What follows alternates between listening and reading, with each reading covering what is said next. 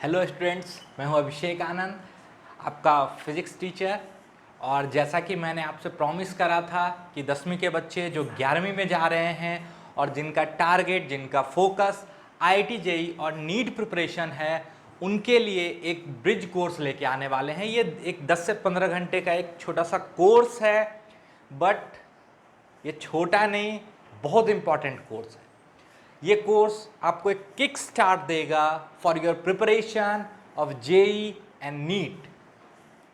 तो आज के सेशन से हम लोग स्टार्ट करेंगे अपने इस प्रिपरेशन को, है ना। अभी आपके बोर्ड्स में कुछ टाइम है, तो उस टाइम को आप सही जगह पे यूटिलाइज कर सकते हो, ताकि जब आप जेईई और नीट का प्रिपरेशन स्टार्ट करो तो बाकी बच्चों से आप कहीं पे भी किसी भी हालत में पीछे नहीं रहो, ठीक है। तो आज हम लोग जब स्टार्ट करेंगे तो हमारा पहला टॉपिक होगा ट्रिगोनोमेट्री।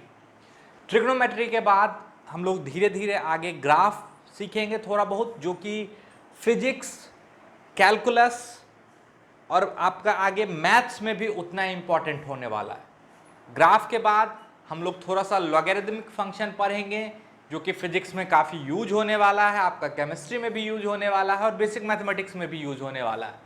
लॉगरिथमिक फंक्शन के बाद हम लोग थोड़ा सा नॉलेज लेंगे मॉडुलस का, और उसके बाद हम लोग फंक्शन और कैलकुलस की बात करेंगे। तो आई होप आपको बहुत मजा आने वाला है इस सीरीज में, है ना। स्टार्ट करते हैं आज की पढ़ाई।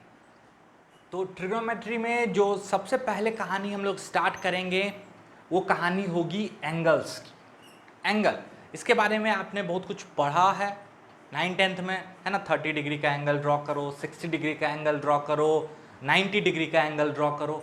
अब हम इसको थोड़े से नए पर्सपेक्टिव से सीखने की कोशिश करेंगे, है ना। तो सबसे पहले एक चीज हम आपको बताते हैं, हम लोग बात कर रहे हैं एंगल, ठीक है।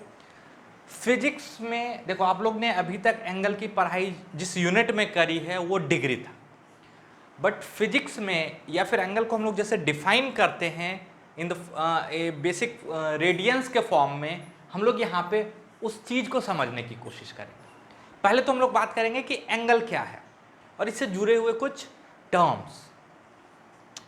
अच्छा, आपको हम सिंपली बोलते हैं, चलो मान लो 30 डिग्री का एंगल ड्रॉ करो। अभी जिस डिग्री को आप लोग जानते हो पहले उसी पे बात करते हैं, है ना। बिल्कुल से अचानक से आपके सामने कोई नया टर्म नहीं रख रहे। 30 डिग्री का एंगल ड्रॉ करो, मैंने सबको बोला। एक बच्चे ने ड्रॉ करा कुछ ऐसे, हम लोग रफ बात कर रहे हैं, वो बोलता है सर ये 30 डिग्री का एंगल। मैंने मेजर करा, हाँ ये 30। एक ने ड्रॉ करा, नहीं सर मेरा एंगल तो ऐसे, ठीक है। और एक ने ड्रॉ करा कि नहीं सर मेरा एंगल तो 30 ऐसे। एक और बच्चा आया, बोला नहीं बिल्कुल नहीं, मेरा 30 तो ऐसे है भाई। मेरा सवाल है, इसमें कौन गलत है और कौन सही।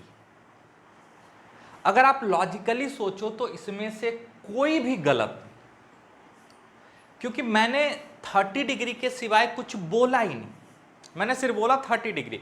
अब वो किधर से 30 डिग्री मेजर करता है ये तो फ्री है, ये तो अब उसका चॉइस है, वो कहीं से अपनी मर्जी से 30 डिग्री ड्रॉ कर रहा है। तो इसीलिए एक सबसे इंपॉर्टेंट चीज जो एंगल के लिए हमको बताना होगा सबसे पहले, that will be reference line. Reference line या रेफरेंस डायरेक्शन। हम लोग सबसे पहले एक बात करेंगे रेफरेंस लाइन की या रेफरेंस डायरेक्शन की। ये क्या होता है? अब जैसे रेफरेंस लाइन या रेफरेंस डायरेक्शन बता देते हो, तो अब ये एम्बिग्यूटी जो है कि कौन सा 30 डिग्री, वो खत्म हो जाएगा। देखो कैसे, बिल्कुल चीजों को ध्यान से सुनते जाना, और बिल्कुल जैसे क्लासरूम में आप पढ़ाई करते हो, आप जब भी ये लेक्चर वीडियो देख रहे हो तो आपके सामने आपका नोटबुक होना चाहिए, आपके हाथ में आपका पेन होना चाहिए। सिर्फ ऐसा नहीं कि बस सुन रहे हैं, मूवी नहीं देख रहे हो, आप लेक्चर ले रहे हो, तो इसको बिल्कुल क्लासरूम की तरह आराम से बैठ के और बिल्कुल पूरा लेक्चर एक बार में लिया करो। ये तरीका होना चाहिए। और बहुत सारी बातें जो मैं समझाने के क्रम में सिर्फ बोल रहा होऊंगा और वो इंपॉर्टेंट होंगी, आपको लगेगा कि समझ में आ गया, लेकिन लॉन्ग टर्म में आप भूल जाओगे। इंसान भूलता ही है, ये आपके लिए नहीं, ये सबके लिए सच है। तो आपको क्या करना है, हर चीज जो टीचर बोर्ड पे लिखता है वो तो नोट डाउन करना ही करना है, साथ में हर वो चीज जो टीचर बोल रहा है आपको लग रहा है इंपॉर्टेंट है, तो आप उसको नोट डाउन कर लो अपने लैंग्वेज में। जरूरी नहीं है कि आप उसको इंग्लिश में नोट करो।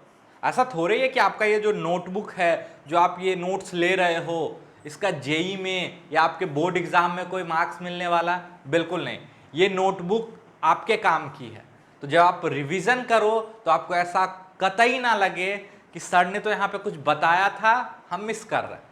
जब आप रिवीजन कर रहे हो तो आपको बिल्कुल ऐसा लगे कि आपका मास्टर फिर से आपके सामने खड़ा होकर पढ़ा रहा है। दैट्स वेरी इंपॉर्टेंट, है ना। तो यहां से आप अपनी आदतों को बदलो। जो स्कूल की आदतें हैं अब उसको छोड़ना शुरू करो। If you are very much motivated and focused towards your preparation for IIT, JEE and NEET, अगर जेई और नीट के प्रिपरेशन के लिए सीरियस हो तो इन चीजों को धीरे धीरे अब अपने आदत में डालना शुरू कर दो, है ना। रेफरेंस लाइन या रेफरेंस डायरेक्शन की बात करते हैं। मैं ऐसे ही छोटी छोटी बातें आपको बताता चलूंगा। होमवर्क कैसे करते हैं, होमवर्क कितना इंपॉर्टेंट है, या ऐसे बोलो होमवर्क सबसे इंपॉर्टेंट है, मैं इन सारी चीजों पे भी आपको बताता चलूंगा। तो ये ब्रिज कोर्स सिर्फ आपको कुछ सिखाने के लिए नहीं है कि थोड़ा सा मैथ्स फिजिक्स पढ़ लिए, ये आपको बिल्कुल एक प्रॉपर ओरिएंटेशन देना है for your preparation of JEE and NEET, ताकि जब आप बोर्ड्स के बाद अपना प्रिपरेशन स्टार्ट करो तो आप रेस में सबसे आगे रहो, है ना। चल, अब जैसे हम किसी को बोल देते हैं कि देख भाई मेरा रेफरेंस डायरेक्शन ये है, ठीक है, ये मेरा डायरेक्शन। आप यहां पे खड़े उस पॉइंट पे, मैंने बोला अब इस रेफरेंस लाइन से 30 डिग्री पे जाओ, 30 डिग्री ड्रॉ करो। ये लाइन तो मेरा फिक्स्ड है, इस रेफरेंस लाइन से 30 डिग्री बनाना है। अब आपके पास दो चॉइस है, अभी भी आपके पास दो चॉइसेस है। एक बच्चा बोलता है कि सर ठीक है हम यहां से 30 डिग्री कुछ ऐसे चलते हैं, ठीक है। दूसरा बच्चा बोलता है नहीं सर हम यहां से 30 डिग्री ऐसे भी तो चल सकते हैं।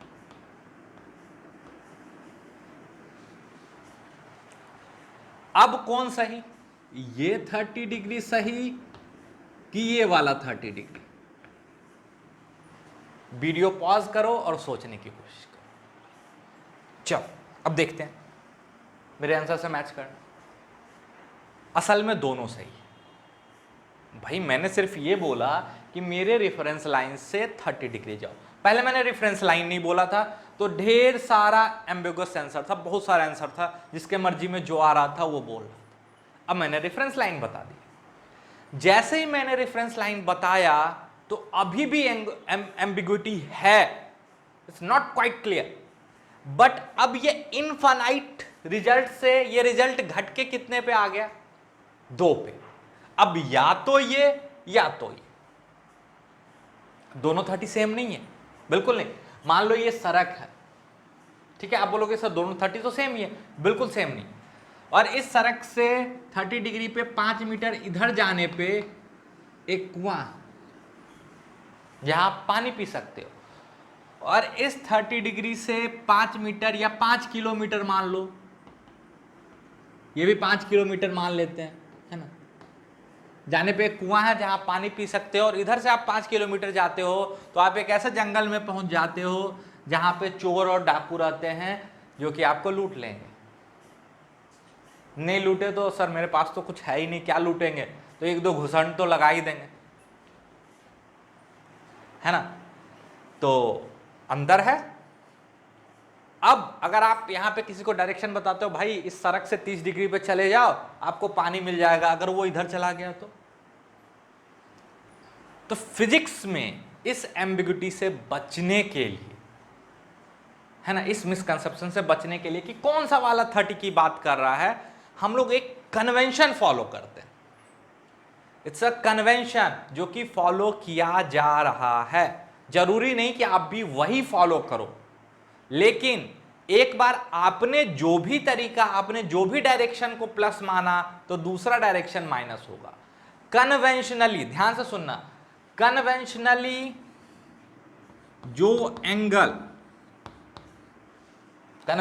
जो एंगल क्लॉकवाइज मेजर किया जाता है रेफरेंस लाइन से या रेफरेंस डायरेक्शन से, इसको हम लोग निगेटिव लेके चलते हैं कन्वेंशनली। और जो एंटी क्लॉकवाइज मेजर करा जाता है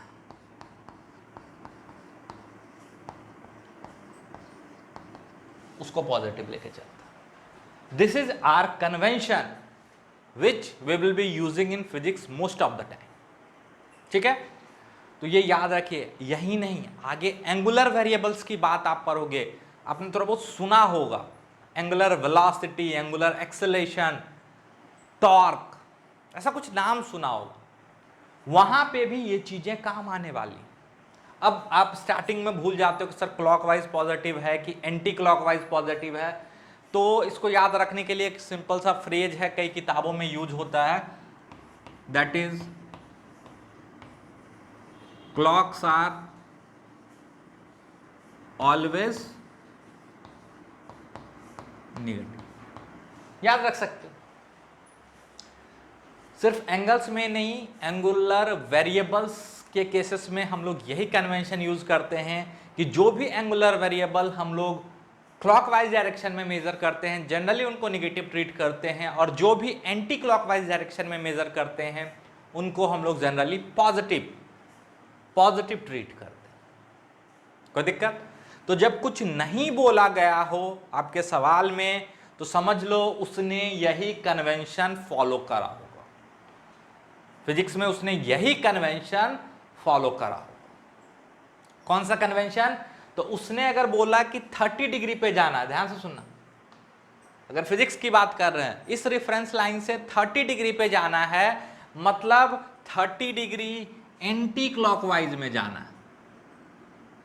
इसीलिए हम हमेशा ऐसे एरो से डिनोट करते हैं। आप भी आदत डालो। आप सोचते हो कि क्या फर्क पड़ता है, ऐसे ही तो है, ऐसे सिंपली बना दी। ध्यान से देखो इसका क्या फायदा है। इसका ये फायदा है कि आपको पता है कि ये मेरा रेफरेंस लाइन है और यहां से हम इधर की तरफ जा रहे हैं, है ना। तो ये हो गया आपका +30।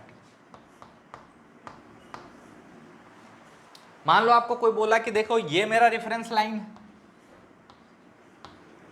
है ना, -45 डिग्री ड्रॉ करो। तो अब आपको किधर जाना है, क्लॉकवाइज की एंटी क्लॉकवाइज? माइनस, तो क्लॉकवाइज चलना। क्या करना है? क्लॉकवाइज। तो यहां से क्लॉकवाइज चलेंगे, क्लॉकवाइज ऐसे। ये तो पता है ना घड़ी कैसे चलती है। हाँ, ये मत सोचो किसी घर में घड़ी ऐसे चल रही हो तो देखो फिर भूत प्रेत का साया तो नहीं है ना, तो वो थोड़ा सा दिखवा लेना। Clockwise 45 degree. आई होप ये बेसिक फंडा जो है कि कब एंगल को पॉजिटिव लेंगे और कब एंगल को नेगेटिव लेंगे, ये आपका क्लियर हो गया होगा। तो जल्दी से स्क्रीन पॉज करो, इन सारी चीज़ों को नोट डाउन करो, और आपको जो भी इंपॉर्टेंट लगा है उसको अपने लैंग्वेज में ज़रूर लिख लो। और ये जो एंगल में हम एरो वाला कन्वेंशन यूज़ कर रहे हैं, ऐसे मान लो एक ऐसा 30 डिग्री ड्रॉ करा हुआ है, ठीक है, तो आपको तुरंत समझ में आ जाएगा कि ये मेरा रेफरेंस लाइन है, यहाँ से हम 30 ऐसे चले। तो आप भी इसको अपने आदत में डालो and you will feel good, है ना। तो यहां तक की चीजों को जल्दी से नोट डाउन करें। अच्छा, तो अच्छा, एक और कोशिश जो मेरी रहेगी इस पूरे सीरीज में, ऐसा भी मैं कोशिश करता हूं अपने सारे लेक्चर्स में, कि आपको जितना कम से कम याद रखना पड़े और जितना ज़्यादा से ज़्यादा चीज़ें आप लॉजिकली सीख सको, है ना, तो वो ज़्यादा अच्छा हो जाता है। क्योंकि याद करने के लिए तो ऑलरेडी आपके पास केमिस्ट्री है, जो नीट में की प्रिपरेशन करोगे उनके पास याद करने के लिए बायोलॉजी है, तो क्यों ना कम से कम एक सब्जेक्ट अपना जो फिजिक्स है उसको बिल्कुल जितना हो सके लॉजिकल बनाए। तो इसके लिए मैं आपकी हेल्प कैसे करूँगा, तो मैं चीज़ों को चाहूँगा कि जितना हो सके उतना लॉजिकल रखूँ। जो सारी चीज़ें प्रूव करी जा सकती हैं या लॉजिकली समझी जा सकती हैं उनको मैं बिल्कुल प्रूफ करूंगा और लॉजिकली समझाऊंगा। सिर्फ उन्हीं चीज़ों का प्रूफ मैं छोड़ूंगा जो कि बिल्कुल आपके स्कोप के आगे की चीज़ है, ठीक है। तो इससे आपकी सारी चीज़ें बिल्कुल आसान होती चली जाएंगी और आपको फिजिक्स में बहुत मज़ा आने वाला है, ट्रस्ट मी। बस आपको बिल्कुल फॉलो करना है हमको, हम जैसे बोलें, जो होमवर्क दें आपको वो करके आना है। और हम आपको विश्वास दिलाते हैं कि फिजिक्स, जिससे कि आपके सीनियर आप पूछना वो बोलेंगे कि सबसे खतरनाक सब्जेक्ट है, वो आपका सबसे मज़ेदार सब्जेक्ट होने वाला है। पक्का। स्टार्ट करते हैं अब हम लोग कि एंगल को कैसे डिफाइन किया गया।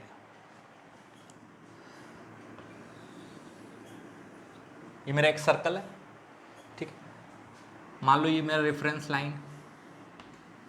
अच्छा, जब कुछ नहीं बोला जाता है तो जनरली हम लोग एक्स एक्सिस को रेफरेंस लाइन लेते हैं। एक्स एक्सिस वाई एक्सिस के बारे में थोड़ा सा बता देता है आपको।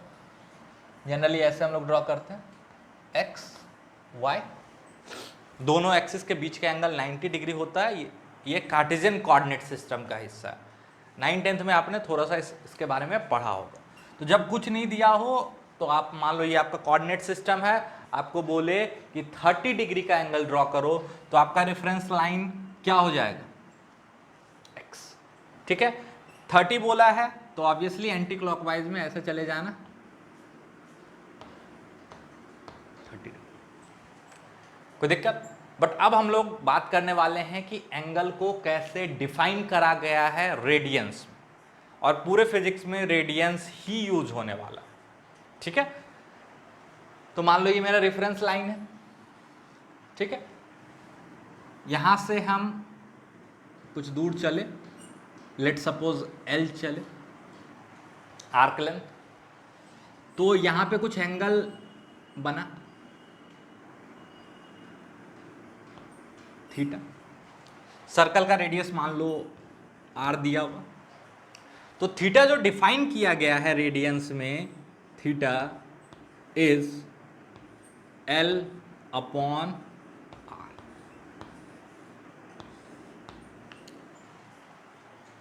ठीक है।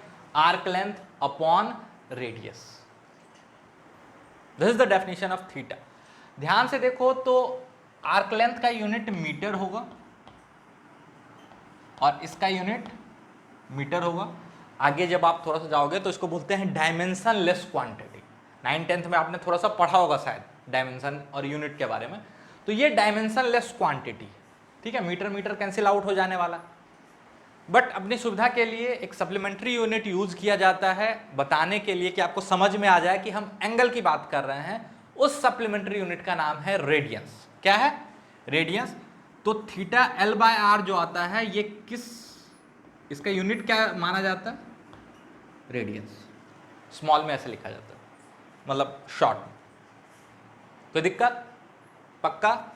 मतलब जैसे लिखा हो कि 2 है तो ये यूनिट ले, सामने वाला कैसे समझेगा कि आप नंबर 2 की बात कर रहे हो कि एंगल वाले 2 की बात कर, है ना। तो इस कंफ्यूजन से बचने के लिए अगर आपको सीधा लिख के दे दे 2 रेडियंस, तो आप तुरंत समझ जाओगे कि किसकी बात हो रही है, एंगल की। सप्लीमेंट्री यूनिट है रेडियन, इस पे अभी ज्यादा चर्चा नहीं कर, ठीक है। 2 रेडियंस, आप तुरंत समझ जाओगे कि किसकी बात हो रही है, एंगल्स की, पक्का। तो जो डिफाइन किया गया दैट इज L/R। अब ये तो डेफिनेशन है। अब आपके दिमाग में एक कंफ्यूजन आना शुरू होता है, सर आपने किसी शेप एंड साइज का सर्कल बना लिया, मान लो हम एक छोटा सा सर्कल बना लें, ठीक, आपसे छोटा सर्कल है, बिल्कुल ध्यान से सुनो।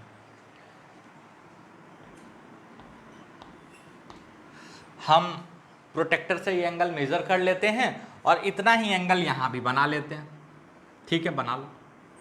ये तो हम बना सकते हैं सर, थीटा। अब ये अगर L था तो ये L तो नहीं होगा, ये कुछ L' हो रहा है, और इस सर्कल का रेडियस भी कुछ अलग हो, है ना। तो आपने तो डिफाइन करा कि theta is equal to l upon r. ये कंफ्यूजन आता है बच्चों के दिमाग में, इसलिए हम बता दे रहे हैं। ये कंफ्यूजन आता है, नहीं आता तो अब आ गया होगा, और हाँ सर मैंने तो सोचा ही। तो मेरा कहना है कि आप ये गारंटी कैसे ले सकते हो कि theta is also l dash by r dash? क्या आप ये गारंटी ले सकते हो कि यहां पे जो वैल्यू आया होगा वही यहां पे आएगा, जबकि थीटा तो हमने प्रोटेक्टर से मेजर करा, तो वो तो श्योर है कि जितना थीटा यहां है उतना थीटा यहां है। बट इसको सर ये फील नहीं आ रहा है कि आपने बड़ा सर्कल लिया, मैंने छोटा लिया, किसी ने और बड़ा ले लिया, किसी ने बिल्कुल छोटा ले लिया। तो आप इसकी गारंटी ले सकते हो कि ऐसा ही होगा? आपने तो डिफाइन कर दिया। हाँ, हम प्रूफ नहीं कर रहे हैं, आपको शो कर रहे हैं, दिखा रहे हैं कि हाँ ऐसा हो रहा, चाहे एंगल बड़ा हो चाहे छोटा हो। बिल्कुल ध्यान से सुनो।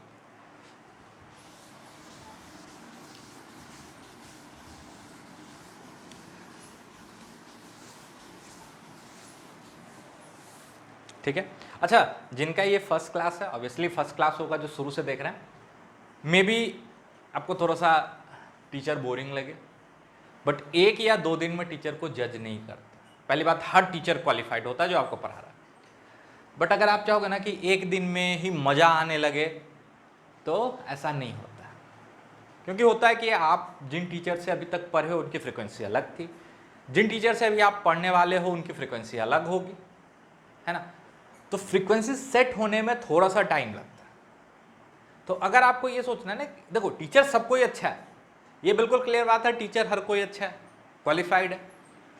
आपके लिए वो अच्छा है या नहीं, वो 1 दिन में जज मत करो, कभी नहीं। Give him a week, give him a week and you will see कि वो आपके लिए टीचर अच्छा है कि नहीं है। वो कैसे पता चलेगा?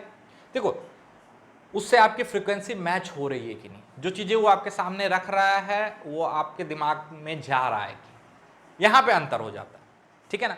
और दूसरा, टीचर हमेशा अच्छा चूज करो, इसका तरीका है कि अपने सीनियर्स से कि हाँ ये सर पढ़ा रहे हैं, अच्छा पढ़ा रहे हैं, क्योंकि नॉलेज आप जज नहीं कर पाओगे, आप सिर्फ जज कर पाओगे कि आपकी फ्रीक्वेंसी मैच हो रही है कि नहीं। तो इस फ्रीक्वेंसी मैच होने में भी ऐसा नहीं है कि 1 दिन में ही आपका फ्रीक्वेंसी मैच हो जाएगा, तो एटलीस्ट 4-5 लेक्चर के बाद ही आपको पता चलेगा कि if he is good for you और नॉट। ये हमेशा मेरे साथ ही नहीं, हर किसी के साथ यही अप्लाई करना। ये नहीं कि 1 दिन में अच्छा आज तो मज़ा ही नहीं आया, ये टीचर बेकार है, बिल्कुल नहीं। हो सकता है कि 2 या 3 दिन अगर आप क्लास करो, वो टीचर आपके लाइफ का बेस्ट टीचर हो। सिर्फ मेरे बारे में नहीं, मैं हर सब्जेक्ट हर टीचर के बारे में ये बोल रहा हूँ। तो ध्यान रखिएगा, बच्चे एक गलती करते हैं, 1 या 2 दिन में फैसला कर लेते हैं कि ये टीचर मेरे लिए ठीक नहीं है, बट हो सकता था कि अगर उस टीचर के साथ वो 1 वीक देते तो वो उनके लाइफ का बेस्ट टीचर होता, है ना। तो ये जो फ्रीक्वेंसी मैच होने का टाइम है, इस पर थोड़ा सा ध्यान दें, ठीक है। वापस आते हैं, मैं ऐसे छोटी छोटी बातें आपको बताता रहूँगा, क्योंकि आप लोग स्कूल के बाद ये सारे मिस्टेक्स करते हो, हर 2 दिन पे टीचर बदलते रहते हो, है ना। तो फिर उसमें भी आपका टाइम बर्बाद होता चला जाता है, आपको पता नहीं चलता, बट आप टाइम बर्बाद कर रहे हो। तो कोशिश करो पहले 5 से 10 दिन में अपना टीचर चूज़ कर लो कि हाँ हमको इनसे पढ़ना है तो पढ़ना। हाँ ऑब्वियसली उनके बारे में आपको पता होना चाहिए, उन्होंने कैसा रिजल्ट प्रोड्यूस करा है ये भी आपको पता होना चाहिए, है ना। ये नहीं कि इमोशनली जुड़ गए तो अब इन्हीं के साथ चलना है ना, ये रिजल्ट प्रोड्यूस इनके यहाँ से हो रहा है कि नहीं हो रहा है उससे कोई फर्क, ऐसा भी नहीं। इमोशनली कहीं से कनेक्ट होना ही नहीं है इस एज में, है ना। इस पर भी कभी बात करें, आगे आते हैं। तो हम लोग बात कर रहे थे कि अगर मेरा सर्कल छोटा है या बड़ा है तो क्या गारंटी है कि आपने जो डेफिनेशन दिया वो वहाँ भी काम करेगा। तो हम प्रूफ नहीं कर रहे हैं, हम आपको शो कर रहे हैं। देखो कुछ एंगल, प्यारे से एंगल जिनको हम पहचानते हैं, उनमें से सबसे पहला एंगल है 90 डिग्री, ठीक है। एक सर्कल ड्रॉ करते हैं बिल्कुल आर्बिट्रेरी रेडियस का,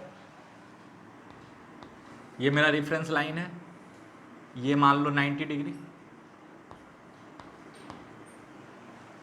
ठीक है, अब इसको थोड़ा सा रेडियंस में समझने की कोशिश करते हैं, क्योंकि हम आपको बार बार बोल रहे हैं कि मेरा पूरा इंटरेस्ट कहाँ है, रेडियंस में। डिग्री में अब कोई इंटरेस्ट नहीं है ना।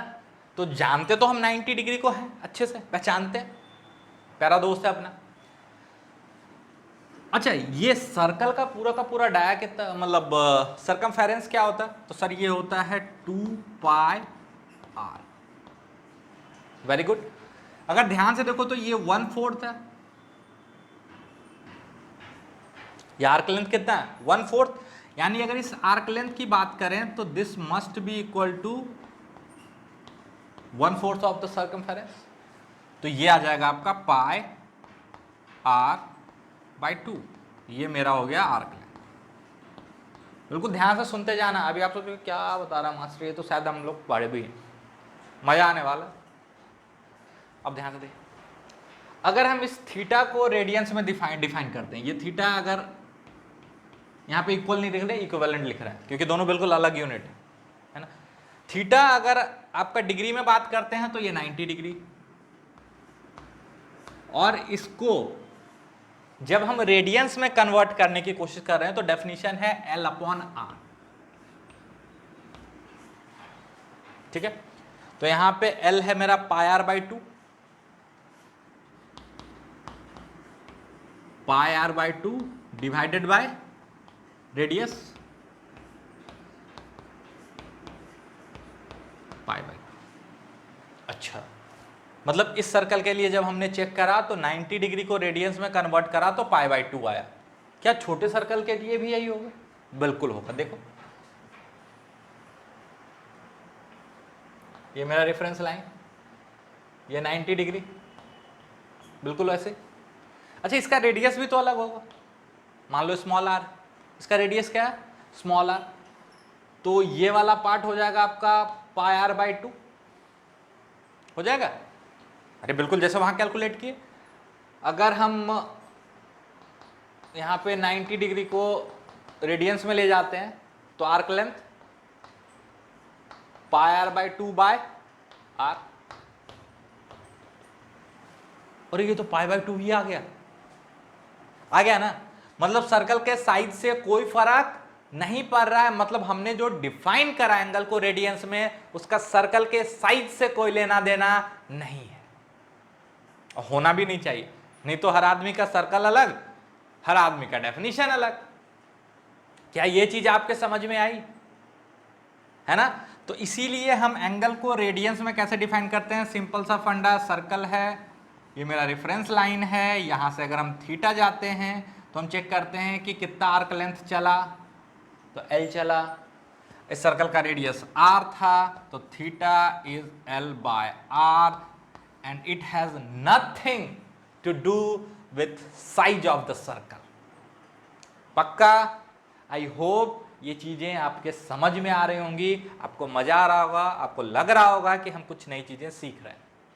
पक्का? तो कमेंट सेक्शन में जरूर बताइएगा। यहां तक जल्दी से स्क्रीन पॉज करके नोट डाउन कर लो, ताकि आपको भी ये फील आना चाहिए।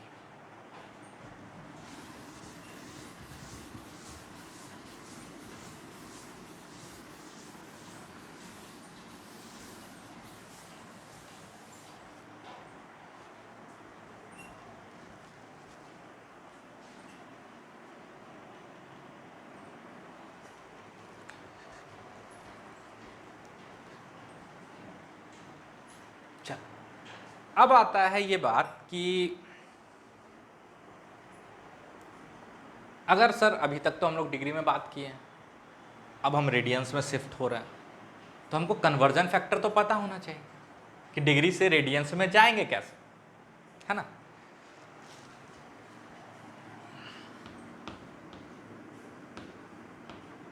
तो अब हम लोग बात करेंगे डिग्री से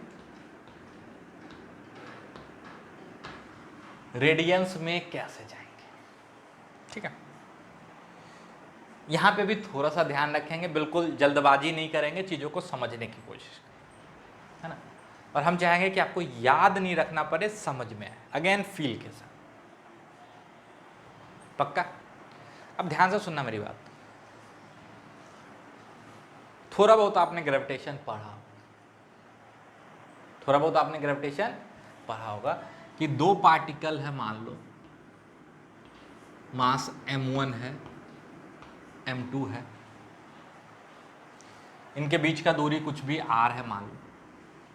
बिल्कुल ध्यान से सुनना, यहाँ पे बहुत इंपॉर्टेंट बात बता रहे हैं कि आप लोग कई बार बिना सोचे समझे कंक्लूजन ड्रॉ कर लेते हो, है ना।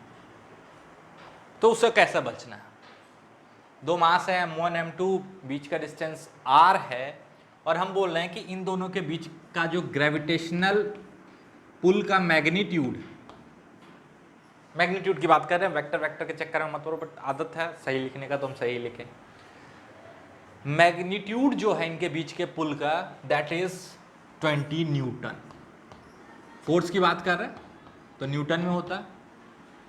9th में आपने थोड़ा बहुत तो सुना होगा कि भाई फोर्स न्यूटन में बात करते हैं, है ना। अच्छा सर, हाँ, हम बोलते हैं कि इसके दूरी को ट्वाइस कर देते हैं।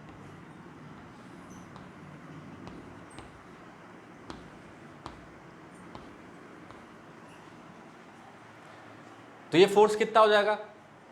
तो अगर आप समझदार हो तो आप पहले ये सोचोगे कि फोर्स और दूरी का रिलेशन क्या है, हाउ दे आर कनेक्टेड। ऐसे नहीं कि यूनिटरी मेथड लगा दिए। यूनिटरी मेथड जो आप लगाते हो ना, 1 किलो का दाम 5 रुपया है तो 10 किलो का दाम 50 रुपया है, ये सिर्फ और सिर्फ तभी वैलिड है जब चीजें डायरेक्ट प्रोपोर्शन में हो। ये याद रखिएगा, समझ में आया? ये तभी वैलिड है जब चीजें डायरेक्ट प्रोपोर्शन में हो। और हर जगह हम एक बार में ये कंक्लूजन नहीं ले सकते कि चीजें डायरेक्ट प्रोपोर्शन में। जैसे हम ये नहीं बोल सकते यहां पे कि फोर्स 20 न्यूटन है तो दूरी ट्वाइस करने पे ये फोर्स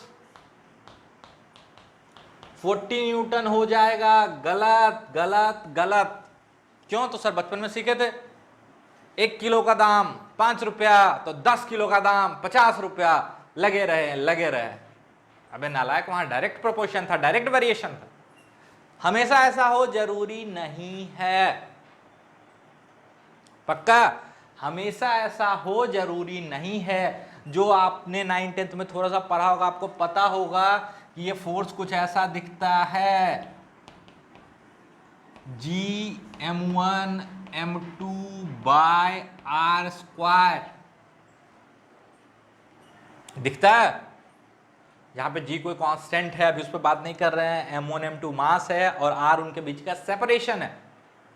अब आप यहां पे अगर लॉजिकली सोचो, थोड़ा बहुत आपको गणित तो आता होगा 9th-10th का, अगर वहां से भी आप दिमाग लगाओ तो आपके समझ में आ जाएगा कि अगर इसको ट्वाइस कर देते हैं तो फोर्स 1/4 हो जाएगा, ना कि ट्वाइस हो जाएगा।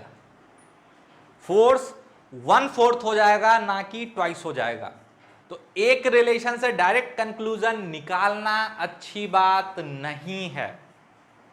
समझ में आया? तो पक्का चीजों को समझेंगे फिर यहां पे यूज करेंगे। सर इसका यहां पे क्या यूज है, बिल्कुल समझ में आएगा, है ना। तो अब हम लोग सीखने वाले हैं कि डिग्री को रेडियंस में कन्वर्ट कैसे करते। हो सकता है आप में से बहुतों को आता हो, लेकिन अभी आपको लगेगा कि अच्छा इस तरीके से तो हमने सोचा ही नहीं था, है ना। तो इस कोर्स का मोटिव सिर्फ है ये नहीं कि 2-4 गणित सिखा दें, सोचते कैसे हैं ये सिखाना, प्रिपरेशन करते कैसे हैं ये सिखाना, और ऑब्वियसली कुछ नई चीजें, कैलकुलस, ट्रिग्नोमेट्री, ग्राफ जरूर सीखना, पक्का। तो ध्यान से देखो, इसका हम यहां पे क्या यूज करने वाले हैं, ठीक है। थोड़ा सा फिजिक्स आपके सामने रखते हैं तो आपको पता चले कि हाँ फिजिक्स का मास्टर पढ़ा रहा है ना। ऐसा लगा अच्छा ये फिजिक्स पढ़ाता है कि गणित पढ़ाता है, मैं फिजिक्स का टीचर।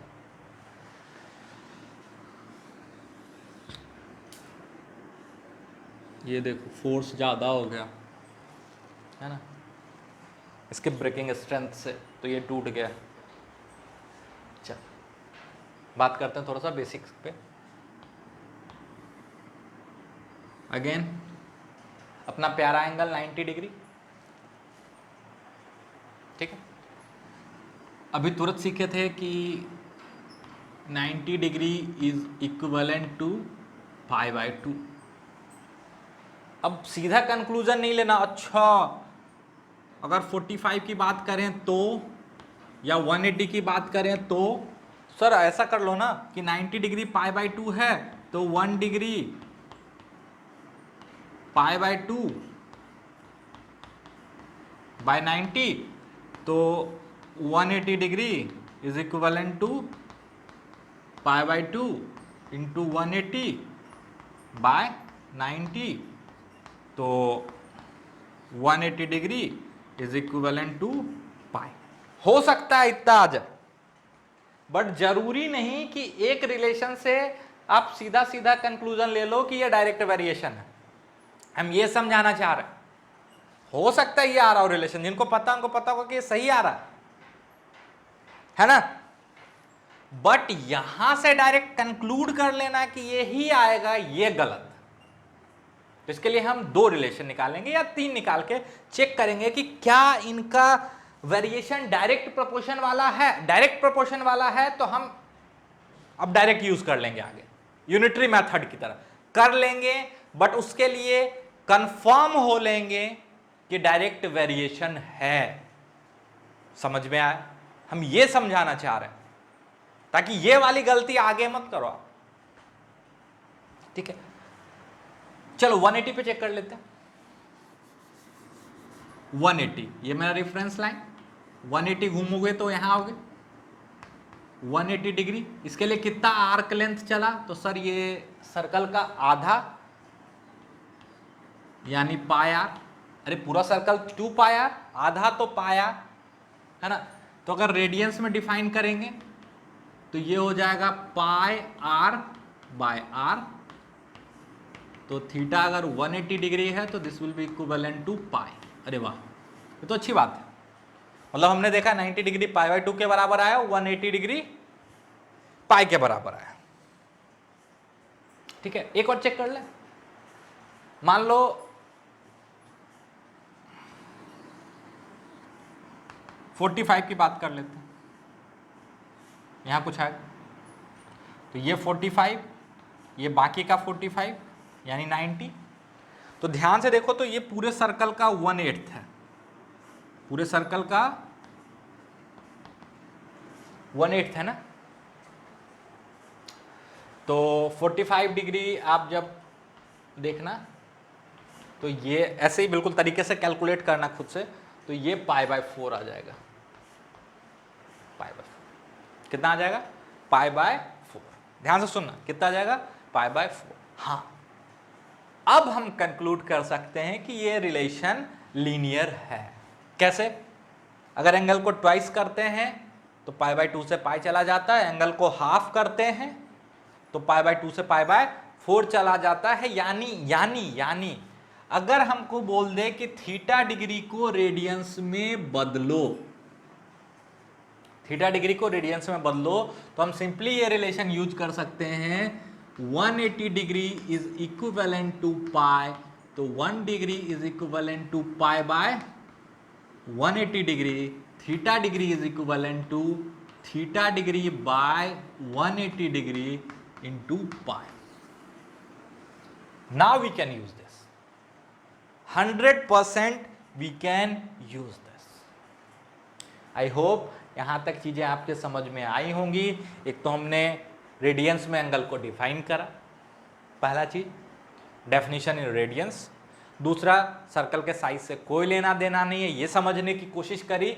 और तीसरा, ये कन्वर्जन फैक्टर आपको मिल गया। अब अगर आपके सामने एंगल डिग्री में दिया हुआ है, उसको रेडियंस में कन्वर्ट करना बहुत टफ जॉब आपके लिए बिल्कुल नहीं है, बिल्कुल सिंपल सा रिलेशन है ना। घर पे ट्राई कर लेना, 30 डिग्री पाई बाय 6 के बराबर होता है ना, देख लेना खुद से करके। तो यहां तक जल्दी से अपने लैंग्वेज में अच्छे से नोट डाउन करो। अब हम लोग बात करेंगे ट्रिग्नोमेट्रिक रेशियोज की, और रियलिटी में इसको सर्कुलर रेशियोज के टर्म में कैसे डिफाइन करा गया था, सर्कुलर रेशियोज क्या हैं, सब पे बात करेंगे। लेकिन पहले कुछ बेसिक ट्रिग्नोमेट्रिक रेशियोज जो आपको पता है, फिर उसको हम लोग एक्सटेंड करेंगे ताकि आप फिजिक्स में उनको कैसे यूज़ कर पाओगे, 11th 12th में मैथ्स में कैसे यूज़ कर पाओगे, उसको भी सीखेंगे। और कुछ बेसिक फार्मूलाज एक्स्ट्रा सीखें। ठीक है, तो बिल्कुल बेसिक से स्टार्ट करते हैं, ट्रिग्नोमेट्रिक रेशियोज की बात करते हैं, है ना।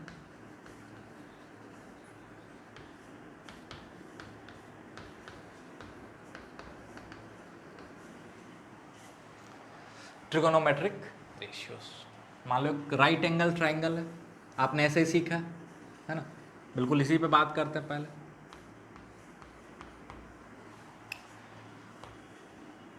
ये 90 डिग्री है, मान लो ये मेरा थीटा है, ठीक है। इस थीटा के लिए ये परपेंडिकुलर होता है, ये मत सोचना कि ट्राइंगल में परपेंडिकुलर और बेस फिक्स होता है, बिल्कुल नहीं। इस थीटा के लिए ये परपेंडिकुलर, इस थीटा के लिए ये परपेंडिकुलर, ठीक है। आप में से मैक्सिमम बच्चों को आता होगा, बट जिनको नहीं आता वो यहां जीरो से ट्रिग्नोमेट्री सीख सकते हो। इसको बोलते हैं बेस और इसको बोलते हैं हाइपोटेनस, एच, ठीक है। इस थीटा के लिए जो रेशियोज डिफाइन करे गए हैं उसमें से सबसे पहला आता है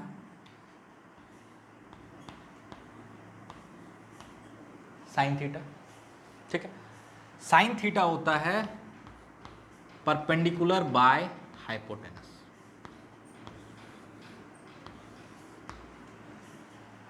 ठीक है। अगेन इसका ट्राइंगल के साइज से कोई लेना देना नहीं है, आप सिमिलर ट्राइंगल से बहुत आसानी से प्रूफ कर सकते हो, ठीक है। Sine theta p by h, को साइन थीटा जिसको हम लोग शॉर्ट में बोलते हैं cos theta, it is base by hypotenuse, को साइन थीटा या कॉस थीटा, ठीक है। उसके बाद होता है tan theta, tan theta is sine theta by cos theta, sine theta और कॉस थीटा आपको पता है, इसको पुट करोगे तो P by h by B by h, P ये H कैंसिल आउट हो जाएगा, तो tan theta will come out to be perpendicular by base, ठीक है।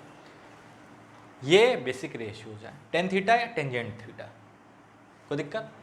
Sine theta, cos theta, tan theta, इनका रेसिप्रोकल डिफाइन किया गया। साइन थीटा का रेसिप्रोकल होता है कॉसेक थीटा,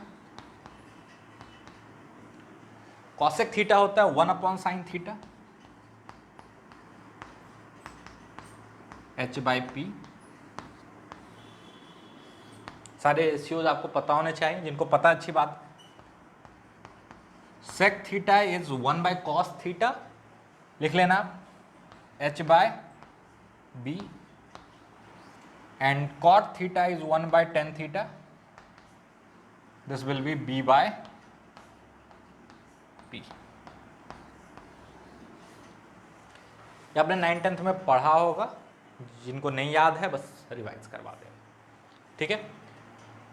फिर कुछ आइडेंटिटीज थे जो आपको याद होना चाहिए। एक आइडेंटिटी था sign square theta plus cos square theta बराबर 1, प्रूफ कर सकते हो बहुत आसानी से। साइन थीटा को पुट कर देना P बाय एच का होल स्क्वायर। अच्छा, ये साइन स्क्वायर थीटा और कॉस स्क्वायर थीटा में भी थोड़ा सा कंफ्यूजन, ये हम बता देते हैं थोड़ा सा, क्योंकि ये गड़बड़ करते हो आप लोग, है ना, तो ये थोड़ा सा बता देते हैं। Sine square theta is basically sine theta का होल स्क्वायर, ठीक है, बिल्कुल कंफ्यूज नहीं होने का। Sine square theta is basically equal to sine theta का होल स्क्वायर, ठीक है, और this is not equal to sine theta का स्क्वायर, ये बिल्कुल अलग चीज है। इसका मतलब होता है साइन ऑफ थीटा स्क्वायर। तो इस दोनों कंफ्यूजन से बचिएगा, यानी अगर साइन स्क्वायर 45 डिग्री लिखा हुआ है तो इसका मतलब है साइन 45 करो फिर स्क्वायर करो, ठीक है। और वो आप सॉल्व कर सकते हो, साइन 45 1/√2 का स्क्वायर कर लेना, है ना। लेकिन अगर ऐसा लिखा हुआ है कहीं पे साइन 45 डिग्री का स्क्वायर, इसका मतलब बिल्कुल अलग है, ये है साइन 45 डिग्री का स्क्वायर। 45 डिग्री का स्क्वायर करो, फिर जो एंगल आता है उसका साइन लो, इस डिफरेंस को समझो, ठीक है। ये बिल्कुल अलग चीज है। अभी तो आपको ये कैलकुलेट करना भी नहीं आता होगा, क्योंकि आप तो 90 तक ही जानते हो, है ना। नोट कर लेना, बहुत सारे बच्चों को ये चीज आती होगी और बहुत सारे बच्चे सोच रहे होंगे मास्टर को कैसे पता चला, हम तो यही सोच रहे थे, है ना, है ना। अच्छा, तो इस पे ध्यान दीजिएगा, है ना। दूसरा एक और गड़बड़ आप लोग करते हो, अगर ऐसे लिखा हो साइन 2 थीटा बाय 2, करते हैं कुछ बच्चे, ठीक है, कोई गलती नहीं है, आप लोगों के लिए नया सा चीज है तो थोड़ा सा गड़बड़ होता है, तो आपको पता होना चाहिए ये गलत है, ठीक है। ये पूरा का पूरा एक ऑपरेशन है, एक फंक्शन है जिसके अंदर 2 थीटा है ना। साइन एक ऑपरेटर है, एक फंक्शन है जिसके अंदर कोई एंगल का वैल्यू रखा हुआ है, तो ये पूरा का पूरा एक क्वांटिटी है, ठीक है। फंक्शन में इस पे बात करेंगे। तो ऐसा अगर कहीं लिखा हो साइन थीटा बाय थीटा, तो थीटा थीटा काट के sin मत करना, ये पाप है। क्या है ये? पाप है। देखो पाप दिख भी रहा है ना, तो ये पाप आप नहीं करोगे। आई होप सर, हम लोग तो पाप का बाप करते हैं, नहीं करने का, पक्का।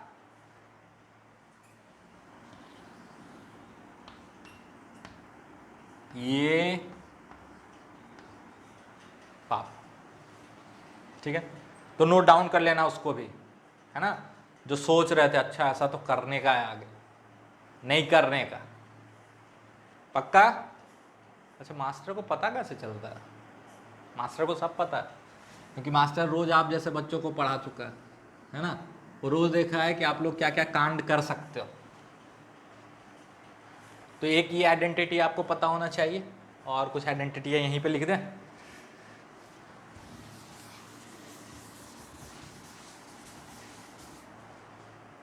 यहीं पे लिख देते हैं। एक होता है आपका टेन स्क्वायर थीटा प्लस 1 बराबर सेक स्क्वायर थीटा। ध्यान से देखना, दिस प्लस 1 है, थीटा प्लस 1 नहीं है, यहाँ पे भी बच्चे कंफ्यूज होते हैं। और एक होता है कॉट स्क्वायर थीटा प्लस 1 बराबर कॉसेक स्क्वायर थीटा। तो ये भी ऐसे कर लो, गड़बड़ मत करना, है ना। इसका भी प्रूफ यहाँ से कर सकते हो, सिंपली पुट करना, tan theta p by b होता है। अच्छा सर, इसको पुट करने से क्या होगा? तो एक और चीज आपको पता होना चाहिए, पाइथागोरस थ्योरम, परपेंडिकुलर का स्क्वायर प्लस बेस का स्क्वायर बराबर हाइपोटेनस का स्क्वायर। तो आप ये तीनों खुद से प्रूफ करोगे। कहीं पे कोई तकलीफ हो किसी बच्चे को तो कमेंट सेक्शन में डालना, बिल्कुल हम उस पर बात करें, ठीक है। अब बोलोगे तो छोटा सा वीडियो सॉल्यूशन डाल देंगे, पक्का। तो यहां तक जल्दी से नोट डाउन करें। चल, कुछ बेसिक ट्रिग्नोमेट्रिक रेशियो 0 से 90 तक का आपको पता होगा, नहीं पता है तो जितनी जल्दी हो सके याद कर लीजिएगा। अब याद करने के लिए बैठ के याद नहीं करना, बैठ के उसको रट रहा है। जितना ज़्यादा सवाल करोगे, प्रैक्टिस करोगे, वो अपने आप याद हो जाए, पक्का। तो यहाँ पे हम एंगल लिखते हैं 0, 30, 45, 60, 90, ठीक है। ये थीटा है, और इधर इसके रेशियोज हैं साइन थीटा। साइन 0 का वैल्यू होता है 0, साइन 30 का वैल्यू हाफ, 45 का वैल्यू 1/√2, 60 का वैल्यू √3/2, 90 का वैल्यू 1। इसका बिल्कुल उल्टा चलता है ना, क्योंकि कम्प्लीमेंट्री फंक्शन होते हैं, उस पर भी बात करेंगे आगे। अभी लिख लो cos 0 1, 30 होता है √3/2, उधर से लिख लो 1/√2 हाफ 0। 10 के लिए डिवाइड कर दो, tan थीटा 0, tan 30 1/√3 1 √3 और 1/0 अनडिफाइंड या इन्फिनिटी। इस पर अलग से बात करेंगे कि अनडिफाइंड क्या है, इन्फिनिटी क्या है ना। अभी आपको जो आता है अनडिफाइंड या इन्फिनिटी व्हाटएवर, ये आपको याद होना चाहिए और मैक्सिमम बच्चों को याद भी होगा, ठीक है। फिर बात आती है कि अगर आपसे कोई ये पूछ ले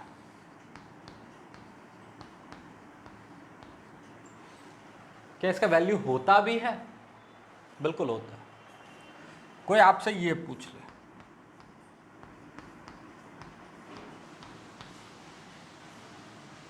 क्या इसका वैल्यू होता है, बिल्कुल होता है, और आप बिल्कुल निकाल पाओ खुद से तरीके से। तो अब अपना अगला टारगेट वही होगा, है ना। उससे पहले कुछ छोटी छोटी बातें हैं जिस पे आज बात करेंगे, और हो सकता है ये वैल्यू कैलकुलेट करना हम लोग अगले लेक्चर में सीखें, पक्का। तो यहाँ तक नोट डाउन करो पहले, ये तो मैक्सिमम बच्चों को पता हो। ये अपना कोऑर्डिनेट है, सिंपल सा कोऑर्डिनेट सिस्टम है x y। इसको हम लोग बोलते हैं फर्स्ट क्वाड्रेंट, ठीक है। ये वाला हिस्सा, ये देखो ना, दोनों एक्सिस पूरी दुनिया को 4 हिस्से में बांट रहा है, एक उधर, एक इधर, एक इधर, एक इधर। वो हिस्सा हो गया फर्स्ट क्वाड्रेंट, ये है सेकंड क्वाड्रेंट, ये है थर्ड क्वाड्रेंट, और ये है फोर्थ क्वाड्रेंट। बिल्कुल ध्यान से सुनिए। अभी तक आपने जो एंगल पढ़ा था, अगर एक्स एक्सिस को हम लोग रेफरेंस लाइन लेके चलते हैं, बिल्कुल ध्यान से सुनना, तो वो सारे के सारे एंगल फर्स्ट क्वाड्रेंट के थे। देखो ना, 30 यहाँ कहीं आएगा, 45 यहाँ कहीं आएगा, 60 यहाँ कहीं आएगा, ये 90, है ना। ये रेफरेंस लाइन है और ऐसे घूम रहा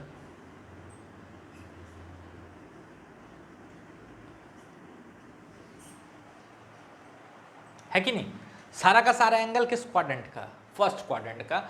और इस क्वाड्रेंट के एंगल का ट्रिग्नोमेट्रिक रेशियो आपने डिफाइन करना आता है, आपने निकालना आता है। अब अगर बात करें 120 डिग्री, तो वो यहां कहीं होगा। ध्यान से देखो, अगर इसी को रेफरेंस लाइन लेके आगे चलते,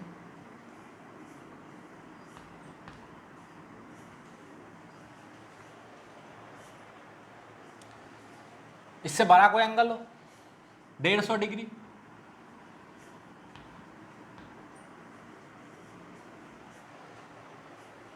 है कि नहीं, 180 डिग्री, फिर इसके आगे भी जा सकते हैं। अब जाएंगे तो थर्ड क्वाड्रेंट में जाएंगे। कहां तक जाएंगे, तो 270 डिग्री तक। उससे बड़े किसी एंगल की बात करेंगे तो वो फोर्थ क्वाड्रेंट में चला जाएगा, और घूमते घूमते कहां आ जाएंगे, एक्स पे वापस, तो वो 360 डिग्री हो जाएगा। फिर रोटेशन शुरू करोगे तो एंगल 360 से बड़ा होगा, तो फिर चीजें रिपीट होने लगेंगी। मतलब पूरी कहानी कहां से कहां में एक बार खत्म हो जाएंगी, 0 से 360। उसके बाद वही कहानी रिपीट होगी।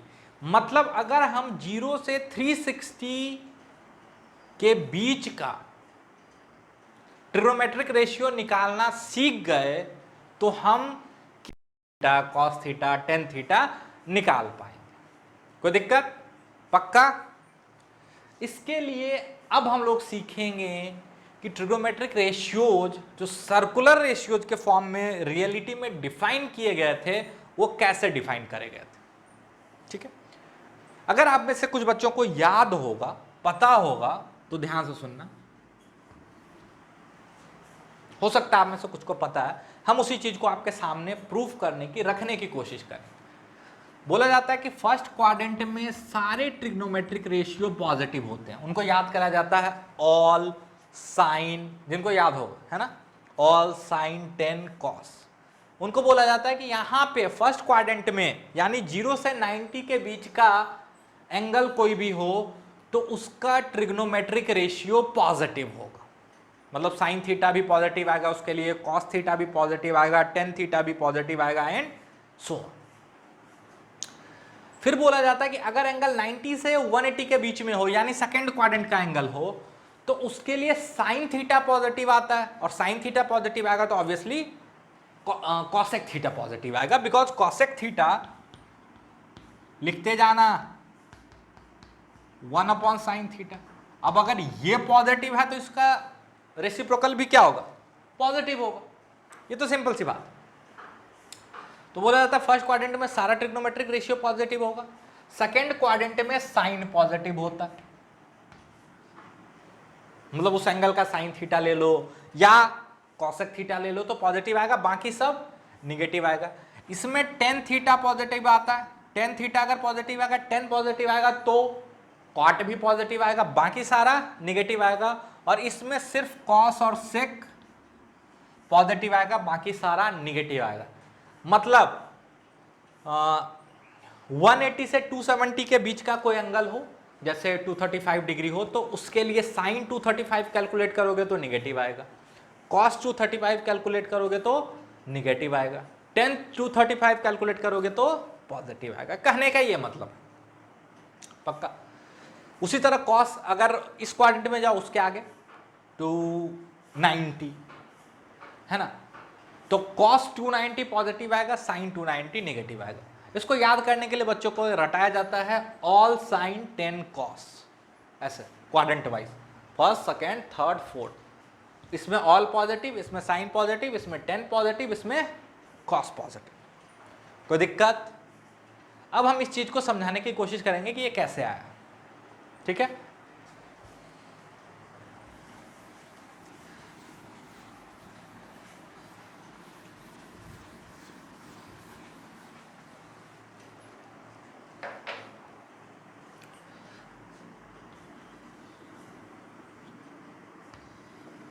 ये मेरा एक्स एक्सिस,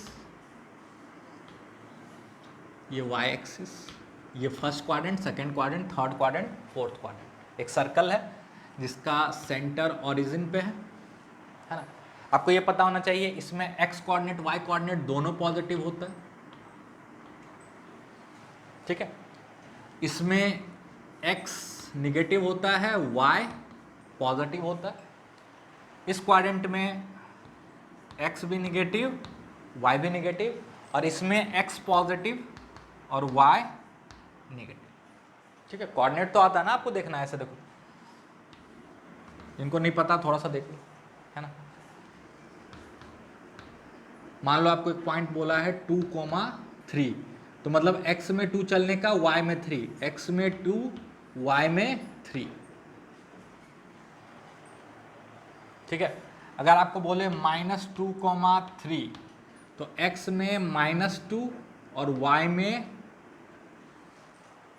3, तो ये वाला पॉइंट है आपका 2,3, ये वाला पॉइंट है -2,3। अगर आपको बोले -2,-3 तो x में चलने का -2 और y में -3, तो ये हो गया -2,-3। जिनको कोऑर्डिनेट्स की जानकारी बिल्कुल नहीं उनके लिए। और अगर आपको बोले 2,-3 तो x में 2 और y में -3, तो ये हो जाएगा आपका 2,-3, ठीक है। तो आप देख लो, फर्स्ट क्वाड्रेंट में एक्स वाई दोनों पॉजिटिव है, सेकंड में एक्स निगेटिव है, वाई पॉजिटिव है, थर्ड में दोनों निगेटिव है, फोर्थ में एक्स पॉजिटिव वाई नेगेटिव।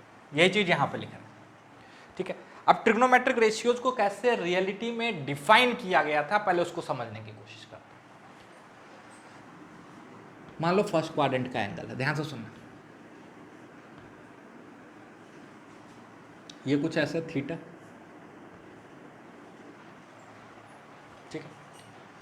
और डेफिनेशन क्वाड्रेंट वाइज नहीं होता, डेफिनेशन डेफिनेशन होता है, एक बार जो डिफाइन कर देंगे वही डेफिनेशन हर जगह हो, ठीक है। तो सर्कुलर रेशियोज कैसे डिफाइन करे गए थे, ध्यान से सुनिए। थीटा, तो यहां पे कुछ कोऑर्डिनेट होगा, एक्स कोऑर्डिनेट, वाई कोऑर्डिनेट, कुछ तो होगा इस पॉइंट का, है ना। ये एक्स होगा, ध्यान से सुनना, ये एक्स होगा और ये वाई होगा, ठीक। ये दूरी, ये रेडियस है, ये रेडियस आर, कोई दिक्कत, ठीक। हाइपोटेनस जो है रेडियस आर।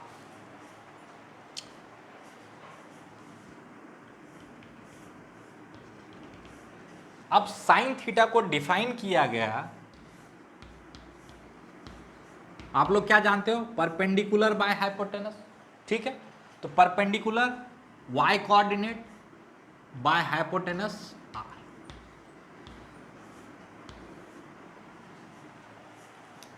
कॉस थीटा को डिफाइन किया गया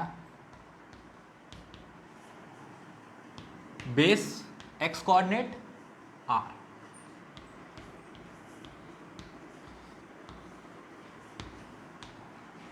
और टेन थीटा को डिफाइन किया गया y coordinate by x coordinate.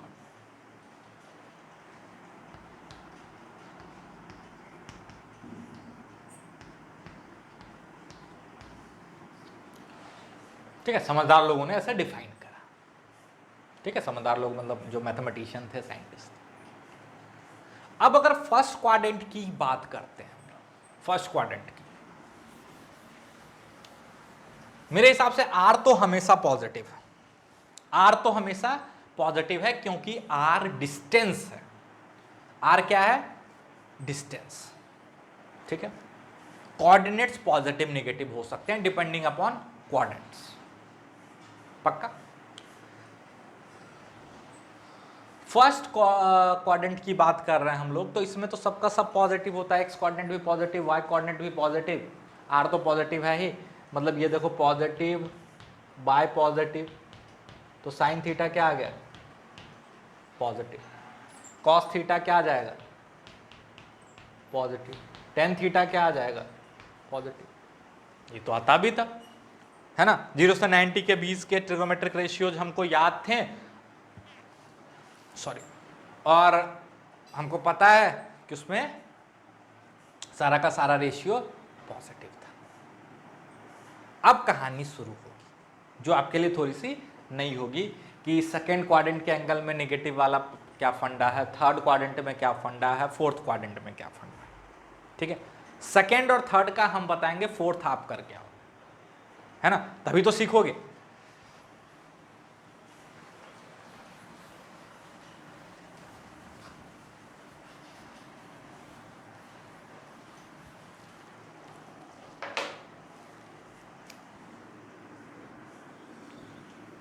चल, मान लो ये मेरा x, ये y, सेकेंड क्वाड्रेंट का कोई एंगल कुछ ऐसे रहा होगा,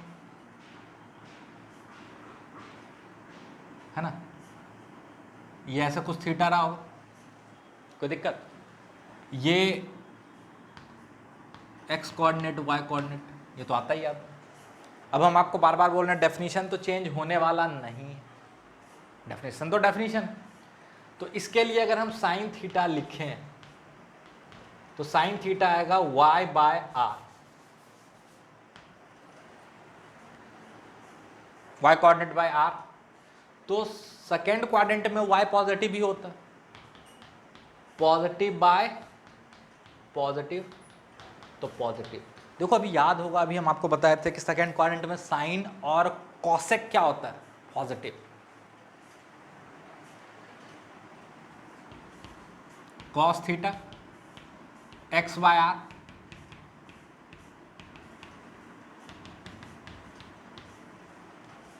negative by positive. Tan theta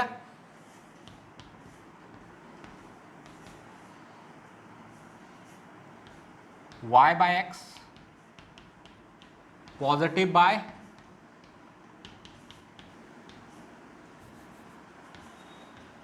negative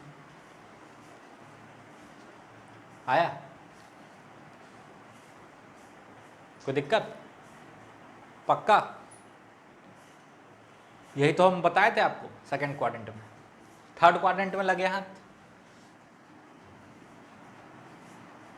match करा लेना कि जो बताए थे वही आया कि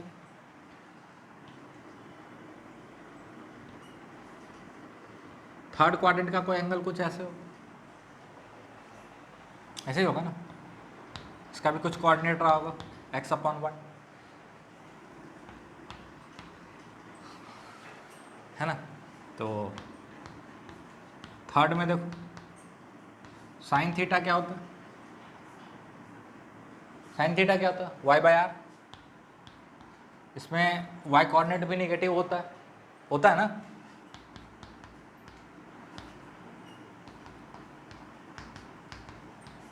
कॉस थीटा जल्दी से बताओ,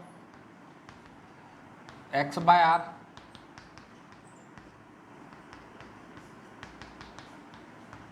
टेन थीटा